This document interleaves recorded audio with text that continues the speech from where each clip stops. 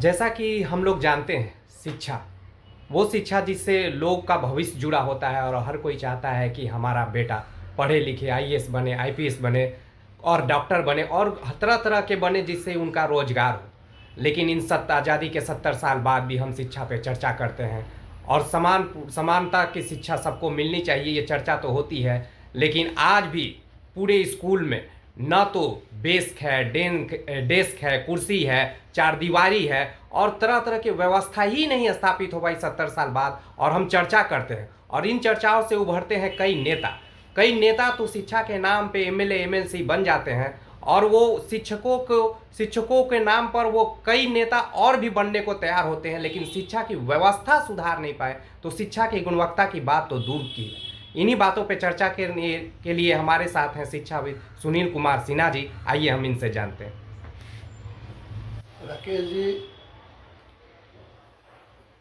हर लोग चाहते हैं, प्रत्येक व्यक्ति चाहता है कि बच्चा पढ़े। उसका हर परिवार चाहता है कि उसके परिवार के सभी लोग शिक्षित हों। जब विदेशी शासन था तो लोग सोचते थे कि विदेशी लोग हम लोग को पढ़ने नहीं देना चाहते, लेकिन जब अपना शासन आया और अपना शासन आने के बाद आज 76 साल हो गए, आज भी जब हम बात करते हैं तो शिक्षा व्यवस्था पर बात करते हैं। निश्चित रूप से दुर्भाग्यपूर्ण है कि आज हम लोग को शिक्षा व्यवस्था के संबंध में बात करनी है। मैं पिछले 30-32 साल से स्कूल के बारे में जानकारी रखने की कोशिश करता हूँ। जब कभी मौका मिलता है कहीं कहीं स्कूल में जाना, कभी सर्वे करना। मैं 30 साल से कह सकता हूँ कि जो स्थिति था स्कूल का, आज उससे भी स्कूल व्यवस्था बदतर स्थिति में चल रही है। यह सबसे ज़्यादा दुर्भाग्यपूर्ण है। धीरे धीरे जो और अच्छाई की ओर जाना चाहिए था वो और जो है सो घर की ओर चला गया। आज एक ही जगह पर एक से ज़्यादा विद्यालय चलते हैं, 4 विद्यालय, 5 विद्यालय, 2 विद्यालय, एक स्थिति है। और कुछ तो ऐसे स्कूल हैं जो कागज़ पर चलते हैं। मैंने तो ऐसे स्कूल भी देखा है जो एमएलए फ्लैट के छत पर चलते थे। जो हम लोगों ने उसका रिपोर्ट दिया तो उसको भगा दिया वहाँ से, वह मंदिर के किनारे चलने लगा। आज भी उसकी स्थिति में बेहतर है। तो यह सब जो स्थिति है, इसके लिए कौन दोषी है, किसको दोषी किया है? अगर सरकार को दोषी देते हैं तो आलोचक लोग कहते हैं कि जनता भी दोषी है। वो अपने बच्चे को प्राइवेट स्कूल में पढ़ाती है, सरकारी स्कूल में नहीं भेजती है। लेकिन सवाल यह उठता है कि सरकारी स्कूल में अगर व्यवस्था ना हो तो कोई अपने बच्चे को वहाँ कैसे भेजेगा? गरीब से गरीब आदमी भी अपने बच्चे को चाहता है कि किसी सरकारी स्कूल में जहाँ 150, 200 रुपया, 400 रुपया महीना में फीस लगता है वहाँ भेजे, और इस स्कूल में नहीं भेजना चाहिए तो सरकार रखोगा। सरकार सबसे बड़ा बजट शिक्षा पर है और शिक्षा व्यवस्था सबसे ज़्यादा चौपट है। आज तो प्राइमरी से लेकर करके विश्वविद्यालय तक की स्थिति बदतर है। आप सब लोग जान रहे हैं, आप तो ज़्यादा इस पर काम भी कर रहे हैं। अब सरकार क्यों नहीं करना चाहती है, यही प्रश्न है। और इसी पर आगे चर्चा होना चाहिए कि सरकार जब इतना बड़ा बजट, सबसे बड़ा बजट बनाती है और शिक्षा अव्यवस्थित है, तो इसका मूल कारण क्या है? कहीं ऐसा तो नहीं कि पैसा की लूट हो रही है शिक्षा के नाम पर? तो ऐसा तो नहीं है कि नीति तो बनती है लेकिन उसमें नियत की कमी है, और सरकारें चाहे जिसकी भी हो वो यही चाहती हैं कि ये मुद्दा हमेशा रहे और उनकी राजनीति चलता रहे। किसी तरह पूर्ण रूप से वो चाहते ही नहीं कि व्यवस्थित हो। क्या उनके नियत में तो कोई खोट नहीं है? देखिए, कोई भी संगठन की सफलता तभी होती है जब उसका नीति और व्यवस्था का जो गुणक होता है वही इसका प्रतिफल होता है, वही उसकी सफलता होती है। अगर मान लीजिए कि आप बहुत नीति बना रहे हैं, जैसा आज देश में देख रहे हैं, हर रोज़ नीति बनती है।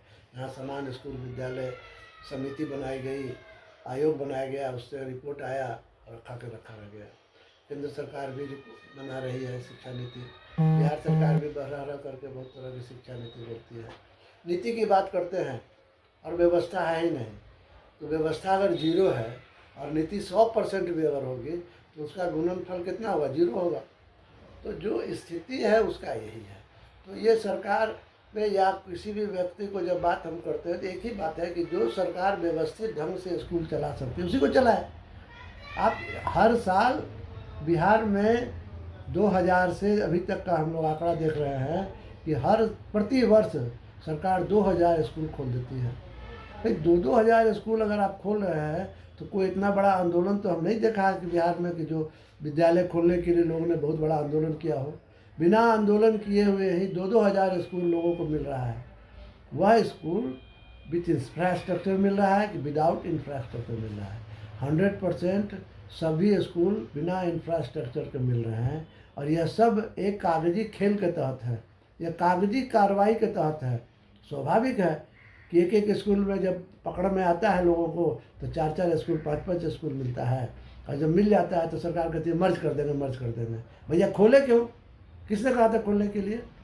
आप 76 में जो नियमावली बनी है उसमें लिखा हुआ है उसी स्कूल का टेक ओवर होगा जिसके पास अपना भूमि हो, अपना भवन हो, अपना उपस्कर हो और 40 बच्चे पर एक टीचर प्राइमरी में दिया हुआ है।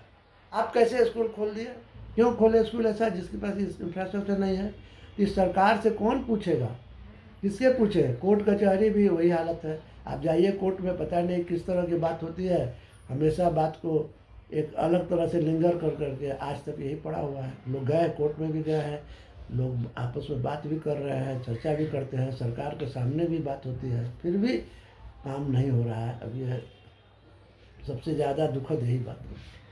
जैसा कि इनका मानना है स्कूल खोल देना बड़ी बात नहीं है, क्योंकि ये उन्होंने एक तरह से मुद्दे को बढ़ाने के लिए स्कूल खोल दिया जाता है, लेकिन वह व्यवस्था नहीं दी जाती है क्योंकि सरकार ही नहीं चाहते। और जहाँ तक नियम कानून की बात, क्योंकि सरकार ही नहीं चाहते। और जहाँ तक नियम कानून की बात है, मैंने खुद कोर्ट में केस किया हुआ और 2 सुनवाई है और आज तक साल होने को आ गए, लेकिन अभी तक निर्णय नहीं आया, तो वो लिंगर कर दिया जाता है। तो यहाँ बात होती है कि आखिर इसको चर्चा कैसे किया जाए। जब चर्चा होती है और जब हाईलाइट होता है कोई केस तो उसको मर्ज कर दिया जाता है, एक स्कूल में बदलाव हो जाती है।